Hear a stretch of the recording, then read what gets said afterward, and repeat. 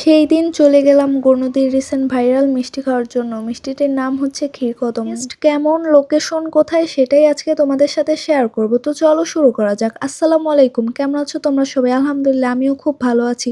তো সেই দিন ভাবলাম যে গণুদির রিসেন্ট ভাইরাল মিষ্টিটা ট্রাই করা যাক।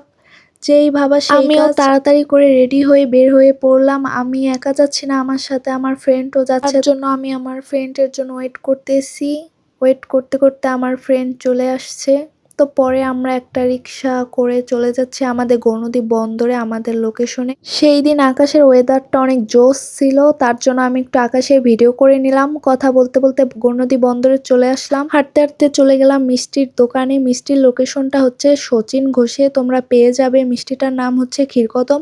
পরে দোকানে গিয়ে দেখলাম মাত্র 2টা মিষ্টি আছে। তারপরে আমরা বলতেছিলাম যে আমাদের লাকটা কত ভালো, মানুষ দুজন 2টা মিষ্টি আছে। তারপর আমরা ভাইকে বললাম যে ভাই ওই 2টা মিষ্টি আমাদের তাড়াতাড়ি দিয়ে দেন, না হলে তাও পাবো না। তোমাদের তো বলাই হলো না, মিষ্টিটার প্রাইস মাত্র 30 টাকা। আমার কাছে মিষ্টিটা টেস্ট লেগেছে পোড়াবালি মিষ্টির মতো। পুরাটাও পোড়াবালি মিষ্টির মতো টেস্ট না, শুধু মাঝখানের টুকু। তোমরাও মিষ্টিটা ট্রাই করে দেখো, তোমাদের কাছেও ভালো লাগবে।